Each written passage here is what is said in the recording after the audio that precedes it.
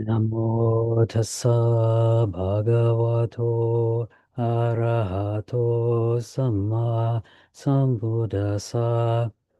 Namo tassa bhagavato arahato samma sambuddhassa. Namo tassa bhagavato arahato samma sambuddhassa. Buddhang namang sanghang namasami. So I'd like to offer my greetings and welcome everyone this evening. So since the last time we gathered together, um, there have been a lot of seasonal changes up here in Winnipeg. It's finally started to warm up. Most of the snow is melting, and you can really feel the transition from winter into the springtime. And so sometimes at times like this, when you do feel there's a time of change or they're starting something new, starting something fresh, we can use this as a time to reflect and reflect on new beginnings. So sometimes we can, seeing the new season come in, we can bring up some of the reflections from our chanting, from the teachings of the Buddha. The days and nights are relentlessly passing. How well am I spending my time? And we can look at this and use this as a time to reflect, how well have I been spending my time? What have I been doing? What have I been doing well? What could I be doing better? I mean, you can use this as a time to reflect, as a time to grow, as a time to learn. But sometimes, when we do reflect like this, sometimes, we can, feel more encouraged, feel like we're doing things going in the right direction, or we know what we can improve. But then other times, we might actually feel discouraged. We can feel down that we haven't done what we wanted to do, or we haven't really made it to that place in our practice, or got the results in our practice that, we were hoping to get.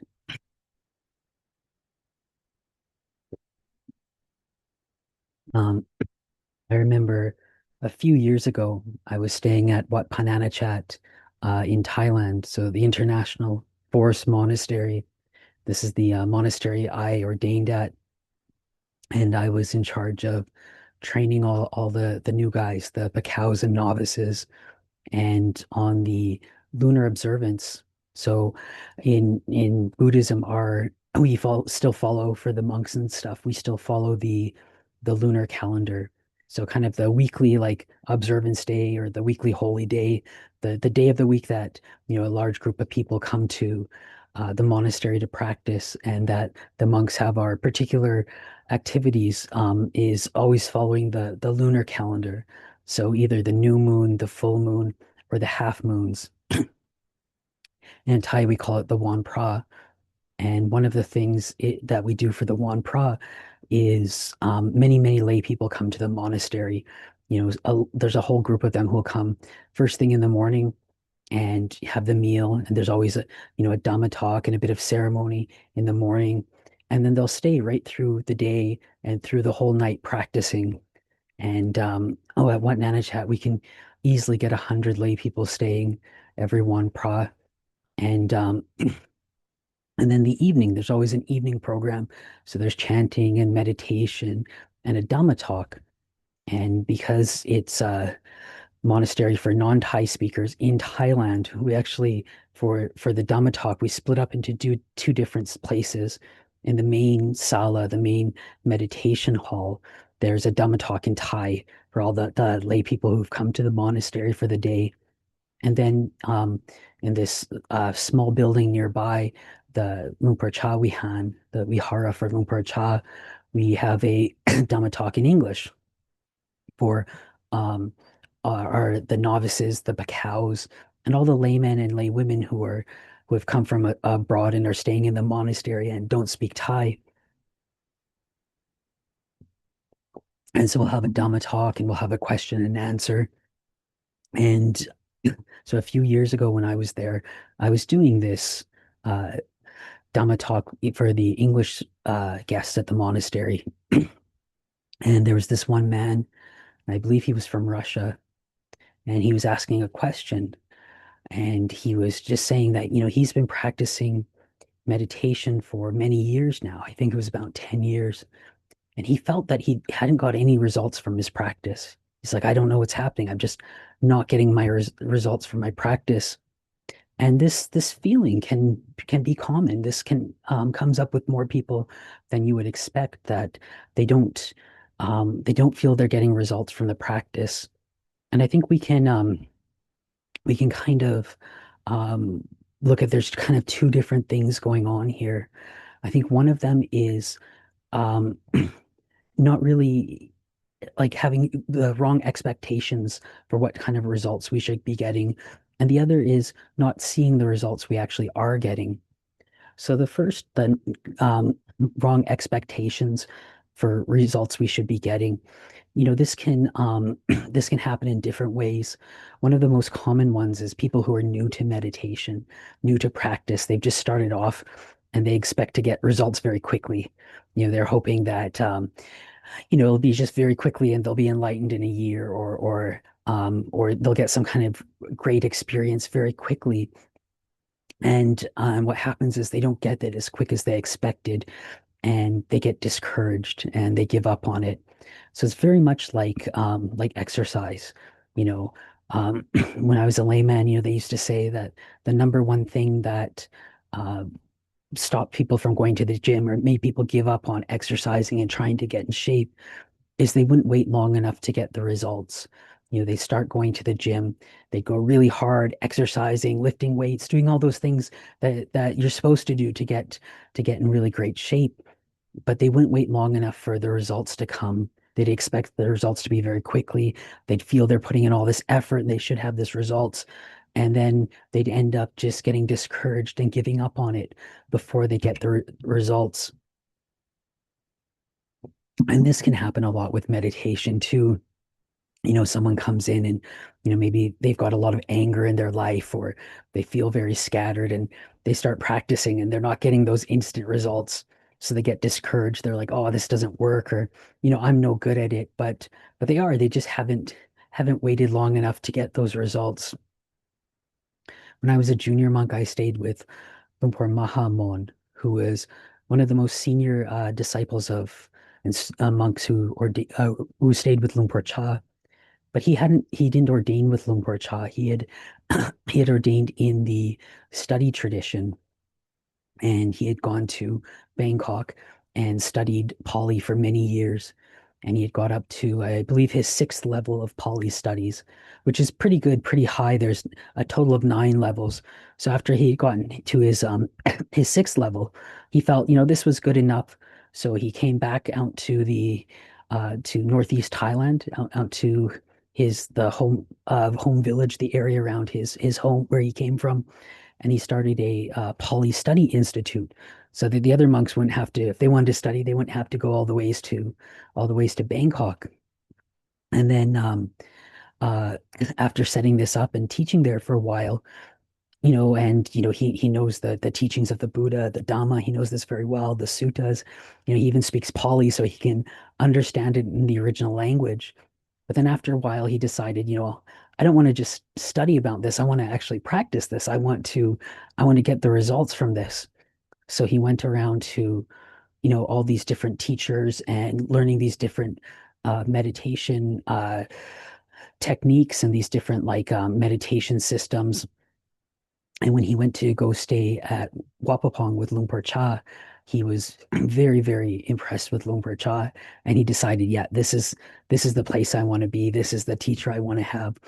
So he went and asked to stay there, and really committed himself, and practiced very hard. And he had been at this practice for 2 years.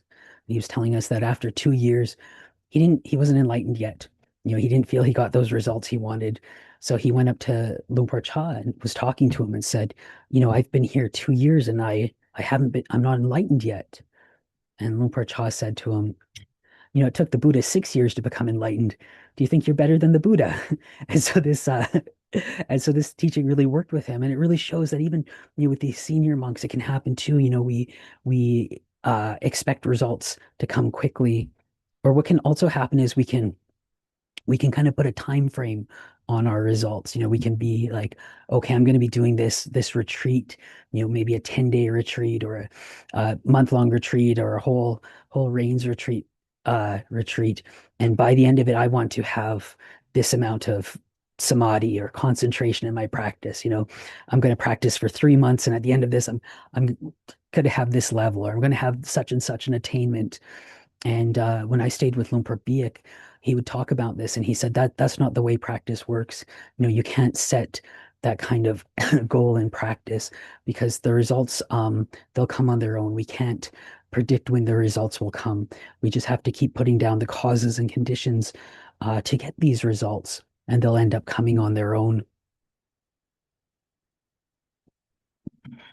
And also, sometimes and so the other thing is, I think that can discourage people, or people cannot understand about getting results in their practice, is misunderstanding or not seeing the results they get. Sorry. Um, so, sometimes, you come to meditation, either you've read from the suttas or, coming from these other traditions. And you might be expecting something really big when you meditate, that you're going to get some kind of almost like psychedelic experience, like you'll meditate and then you'll be seeing like heavenly beings, or you'll be seeing, all kinds of colors and all kinds of lights and stuff like that. And some people have experiences like that, and some people don't. And so, you have to be able to look at the experiences you are having. Sometimes we also, um, people will think that the path of practice, it's very like linear. Like, it's like once you get to another stage, it's always going to be at that. So people might think, if I can get to the stage and get this type of meditation, then every time I sit and meditate, I should be getting that type of meditation. Like, I've managed to get up onto this plateau, and it's all going to be the same until I get up onto the next plateau. And that's not always how our practice develops. So sometimes, even when, we have gotten our practice and our meditation deeper, some days we don't have good meditations. We might have a bad day, and, or there's a lot going on and our meditation isn't good, or just the, amount of we've been able to put into it, or the amount of momentum we've been getting from our meditation just kind of fizzles out for a bit. So we might go through a period where it's not as good as it was before. And, people can get very, very discouraged by this and feel, oh, I failed, I was doing good and now it's fallen apart. I can't do it. But again, this is just very natural. Practice goes through ups and downs. It's like a story I tell quite often. When I was a junior monk staying at Wat Mopjon with Ajahn Nando. At one time, I was in the office chatting with Ajahn Nando, myself and this other monk. My Thai wasn't good enough to chat with him then. I needed another monk to translate for me. And we were just chatting, and Ajahn Nando asked me how my meditation was going. And, I said to him, well, sometimes it's good and sometimes it's not. And he just started laughing, and he said, yeah, that's just the nature of meditation. It's like that. Sometimes it's good, sometimes it's not. And it was really reassuring to me, because again, I had, some of these same misconceptions too, thought once it gets good, it should be always be good. And then, but it's the natural, it's impermanent, it goes up and down until you really, really get it going together, and you really, become enlightened, and then, it's just going to be solid all the time. But one of the other things is, I think, again, some people, I think what can discourage people is also, um, not being able to see the results they're getting. So again, sometimes people, are expecting these really great experiences, really peaceful experiences, but or really exciting experiences, and maybe they start getting them for a while, but then they stop getting them. So what can happen is when your meditation starts coming together, the concentration starts coming together, you can get these experiences called piti, and it's usually translated as rapture, but it's these experiences you get in your meditation, and they can be really feel really great and be really exciting. So sometimes it feels like you're levitating. You're not, it's just a feel. You just feel like you're levitating. Feels like you're levitating. It feels like your body's expanding, to the size of the room, to the size of the city, to the size of the whole universe. It feels like you can get ones where it feels like you've got this like waves of rapture coming through your body. You can get ones where all your hair stands on end. And so it's these really great experiences.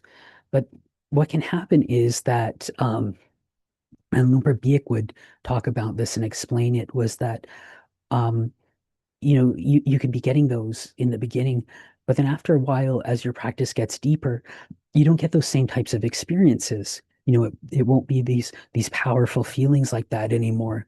And what can happen again is sometimes people can misunderstand that, and they think that, oh, I'm not getting this great experience anymore, so my meditation isn't as good as it was. And that's not always the what's happening. What can happen is your mind has become more peaceful. It's become more subtle. So you're not getting those more exciting experiences. You're getting more peace. You're getting more calm. And so it's good to reflect on that and just be looking at, how calm your mind is.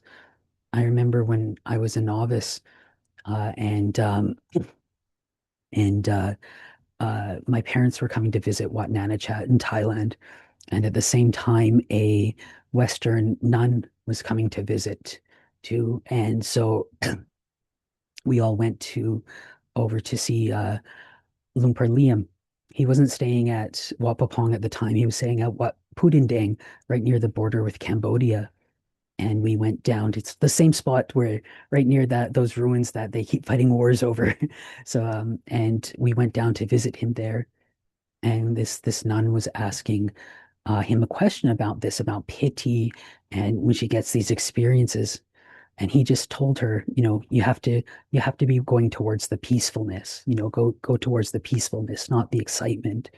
And so this is one thing which can happen is, so we need to look at this and reflect, am I actually getting more peaceful? Maybe the meditation isn't exciting, but is it more peaceful? And also look at it, how do I feel afterwards? So sometimes, people might have a sitting meditation for, say, an hour, half an hour, however long it is. And you find that the whole time you're just constantly um, bringing you're trying to reestablish your mindfulness. So, say you watch the breath, you lose it, start thinking, and you bring it back. And then the mind wanders off again and you bring it back. And this just, it feels like the whole sitting, this is just happening. And afterwards, sometimes you can feel like, oh man, I just wasted that sit. Like, I didn't get anywhere. I didn't get anything out of it I thought I would. But that's not necessarily true. Look at your mind. And if you look at it and you reflect back, it's like, okay, yeah, maybe it was, a bit of a battle during this meditation, but how do I feel now versus how I felt before? And you look and you're like, oh, actually, I feel a lot calmer. I feel a lot more peaceful. I feel a lot happier, more contented than I did, an hour ago before I started. And so, you're getting these types of results. And again, the results of our practice, they can come very gradually, and the changes can be very gradual that we may not notice them. So it's good for us to be able to reflect back, and how I was 6 months ago, how I was a year ago. And so you look at it, maybe in these different situations in life, you look and you're like, oh, wow, you know, 6 months ago in this situation or a year ago, I would have got really angry. I'd have maybe lost my temper over that. But actually, I was able to stay cool and calm through this experience, or, oh, that thing which would have really bothered me that someone said or someone did, a year ago would have bothered me. Now it's just kind of don't care, you're just kind of not interested. They can do their thing. It's not going to bother me. And so reflecting back like this, and it doesn't necessarily mean we're going to every time get it right, like Lumbar Panya would say, in the beginning, before you start practice, You may 10 times out of 10 lose your temper at certain situations. But as you practice, then it's only 9 times out of 10. And that one time out of 10, you don't lose it. You're able to keep your mindfulness. You're able to not lose your temper and to just keep practicing like that. And then gradually the 8 times, 7 times, and it'll just get better and better. And so when you have those times, when you have those little victories where, you didn't lose your temper, it's good to remember those and be like, okay, I did good. I didn't lose my temper here. And this can keep you encouraged and keep you feeling inspired to practice. One of the things that was um, for us at Wat Panana Chat, which was helpful with this, was because Wat Panana Chat is a monastery for non-Thai people uh, in Thailand. So it's an English language monastery. You get people from all over the world coming and to practice in Thailand. But because of this, no one has any family or friends nearby, right? So we don't, have our parents coming to see us very often. And when they do come to visit, the most frequent would be maybe once a year. Some parents it's once every couple of years. Some it's even further in between. So a lot of times, what happens at Wat Nanachat is you'll see these families of monks coming to visit, and they'll be really impressed because they can see the change because they haven't seen you in a year. But then they see, oh wow, you're really much calmer and much, more mature and handling these situations much better than a year ago. I can really see the change. And a lot of times this is one of the things that parents who weren't happy about their sons ordaining usually brings them around as they see how much their son has improved. And so again, as long as we're doing the practice and putting forth the effort into the practice, these results will be coming on their own. So it's good for us to um, be make sure to have some wisdom and mindfulness when we look at ourselves and try to judge what kind of results we've been getting for our practice. So I'd like to offer that to everyone as a bit of a reflection for this evening.